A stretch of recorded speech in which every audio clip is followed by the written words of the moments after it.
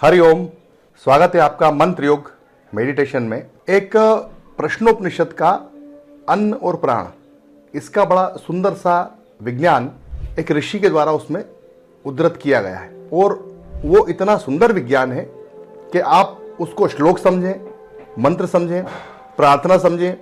आजकल उसको भजन गायक कलाकार भी उसको बोलते हैं, उसको क्या समझें, लेकिन उसमें कितना गहरा दर्शन और विज्ञान छुपा हुआ है। हम चूंकि शोध करने वाले एक संस्था से संबंधित हैं, तो हम उसको शोध परक और विज्ञान की दृष्टि से देखते हैं और उसमें समझते हैं कि इसमें विज्ञान कहाँ है और कैसा है। आप इसको देखें और समझें। पिप्पलाद ऋषि ने प्रश्नोपनिषद में ऋषि पुत्र को क्या जवाब दिया है। वैश्वानर और जठराग्नि के बारे में यह प्रश्न था। एक श्लोक है, वो इस प्रकार से चलता है कि अन्नपूर्णे सदा पूर्णे शंकर प्राण वल्लभे। ये हम सब लोगों ने सुना है। अन्नपूर्णे सदा पूर्णे शंकर प्राण वल्लभे ज्ञान वैराग्य सिद्ध्यर्थम भिक्षान देहि च पार्वती। मतलब ये मां भगवती से मांगी हुई भिक्षा के रूप में उस अन्न को ग्रहण करने की बात है। इसमें एक दर्शन है। भिक्षान देहि च पार्वती ब्रह्मार्पणम ब्रह्म हवि ब्रह्मागणो ब्रह्मणाहुतम ब्रह्मेव तेन गंतव्यम ब्रह्म कर्म समाधिना। ये जो पूरा अन्न है, ये ब्रह्माग्नो ब्रह्मणाहुतम, मतलब उस आहुति के लिए है जो ब्रह्माग्नो ब्रह्मणाहुतम, ये ब्रह्म के स्वरूप में डलने वाली आहुति का अन्न है।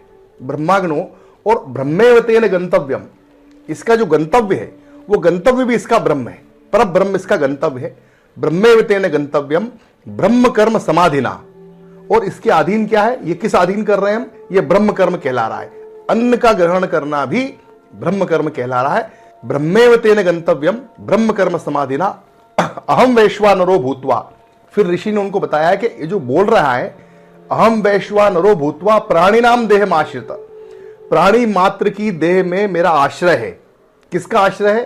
अहम वैश्वानर, वैश्वानर नामक अग्नि का आश्रय प्राणियों के जठराग्नि के साथ में। अहम वैश्वानरो भूत्वा प्राणिनाम देह आश्रित प्राणापान समायुक्तम। प्राण और अपान, ये जो दो प्राण और अपान का ही नाम क्यों लिया है? अपान है, व्यान है, समान है, उदान है, बाकी नहीं बोला। यहां भी इसमें एक विज्ञान है। तो प्राणापान समायुक्तम पचम्यन्नम चतुर्विधम, 4 प्रकार की विधियों से पचाने के लिए जिन प्राणों की आवश्यकता है। 4 प्रकार के चतुर्विधम, भोजन है, आप उसको निगल रहे हैं, पेय है, चोष्य है, ले है और चाटना है, सिप करना है।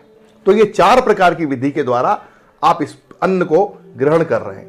तो ये इतना सूक्ष्म विज्ञान है जो हम लगातार मंत्र योग मेडिटेशन के माध्यम से आपको अन्न का, प्राण का और आत्मा का, इन सब का जो देवताओं से संबंध क्या होता है, देवताओं की ऊर्जा से क्या संबंध होता है, इसके बारे में छोटी छोटी जानकारी देते हैं। Thank you very much.